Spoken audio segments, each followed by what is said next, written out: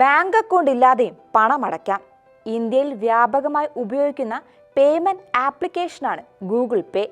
ഈ അടുത്തിടെ നടന്ന ഗ്ലോബൽ ഫിൻടെക് ഫെസ്റ്റിൽ UPI circle, UPI voucher, click pay QR പോലുള്ള പുതിയ ചില ഫീച്ചറുകൾ ഗൂഗിൾ പേ അവതരിപ്പിച്ചിരുന്നു.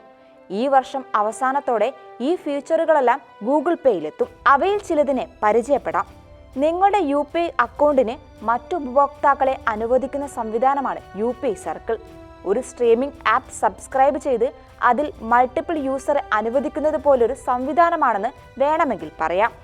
എന്നാൽ പണ കൈമാറ്റത്തിന്റെ സമ്പൂർണ്ണ നിയന്ത്രണം അക്കൗണ്ട് ഉടമയ്ക്ക് തന്നെയാകും. ഒരു മാസം നിശ്ചിത തുക മാത്രമേ ഇടപാട് നടത്താനാവൂ. ഒറ്റത്തവണ ഇടപാട് നടത്താനാവുന്ന തുകയ്ക്കും നിയന്ത്രണമുണ്ട്. അതിനാൽ പണം അറിവില്ലാതെ നഷ്ടമാവുമെന്ന പേടിയും വേണ്ട. 2 രീതിയിലാണ് സെക്കൻഡറി യൂസറെ ചുമതലപ്പെടുത്തുക. ഒന്ന്, പാർഷ്യൽ ഡെലിഗേഷൻ. അക്കൗണ്ട് ഉടമയുടെ അനുമതി ഉണ്ടെങ്കിൽ മാത്രമേ പാർഷ്യൽ ഡെലിഗേഷനിലൂടെ സെക്കൻഡറി ഉടമയ്ക്ക് ഓരോ ഇടപാടുകളും നടത്താനാവൂ.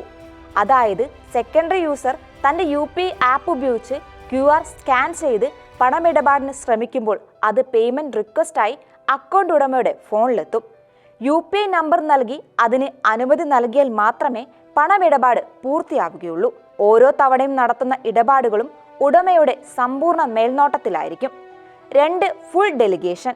ഈ സംവിധാനത്തിൽ ഒരു മാസം ഉപയോഗിക്കാവുന്ന പരമാവധി തുക അക്കൗണ്ട് ഉടമയ്ക്ക് നിശ്ചയിക്കാം.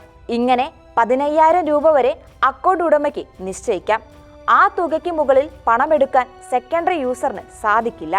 ഇങ്ങനെ നിശ്ചയിക്കുന്ന തുകയിൽ നിന്ന് ഇടപാട് നടത്തുമ്പോൾ ഓരോ തവണയും അക്കൗണ്ട് ഉടമയുടെ അനുമതി തേടേണ്ടതില്ല. ഒരു തവണ പരമാവധി 5,000 രൂപ വരെ മാത്രമേ സെക്കൻഡറി യൂസറിന് ഇടപാട് നടത്താനാവൂ.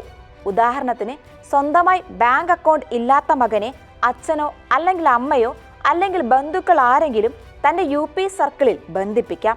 അച്ഛൻ്റെ ബാങ്ക് അക്കൗണ്ട് ആണെങ്കിലും സ്വന്തം ഫോണിൽ നിന്ന് മകന് പണമിടപാട് നടത്താം. ഫുൾ ഡെലിഗേഷൻ, പാർഷ്യൽ ഡെലിഗേഷൻ എന്നിങ്ങനെ 2 രീതികളാണുള്ളത്. ഇതിൽ ആദ്യത്തേത് പാർഷ്യൽ ഡെലിഗേഷൻ വഴി മകൻ നടത്തുന്ന ഓരോ പണമിടപാടും നോക്കി അച്ഛൻ അംഗീകാരം നൽകണം. എങ്കിലേ മകന് ഉപയോഗിക്കാൻ സാധിക്കൂ. ഉദാഹരണത്തിന്, മകൻ കടയിൽ പോയി കടക്കാരന് UPI വഴി 200 രൂപ നൽകാൻ ശ്രമിച്ചാൽ അച്ഛന് സ്വന്തം ഫോണിൽ പേയ്മെന്റ് റിക്വസ്റ്റ് ലഭിക്കും. അച്ഛൻ പിൻ ടൈപ്പ് ചെയ്താൽ മാത്രമേ ഇടപാട് നടക്കൂ. ഇനി ഫുൾ ഡെലിഗേഷൻ ആണെങ്കിലോ ഓരോ തവണയും റിക്വസ്റ്റ് പോകില്ല. പകരം ഒരു മാസം പരമാവധി ചെലവഴിക്കാവുന്ന തുക മുൻകൂട്ടി അക്കൗണ്ടിലുള്ള ആൾക്ക് നിശ്ചയിക്കാം. നടത്തുന്ന ഇടപാടുകളുടെ വിവരം അക്കൗണ്ട് ആരുടെ പേരിലാണോ അവർക്ക് ലഭിക്കും.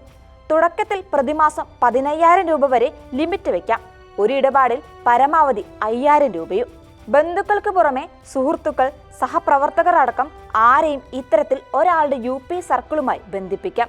ഒരു സമയം 5 പേരെ വരെ ഇങ്ങനെ ചേർക്കാം. UPI ആപ്പുകളിൽ വരാൻ പോകുന്ന UPI സർക്കിൾ ഓപ്ഷൻ വഴിയാണ് അക്കൗണ്ടുകൾ തമ്മിൽ ബന്ധിപ്പിക്കേണ്ടത്.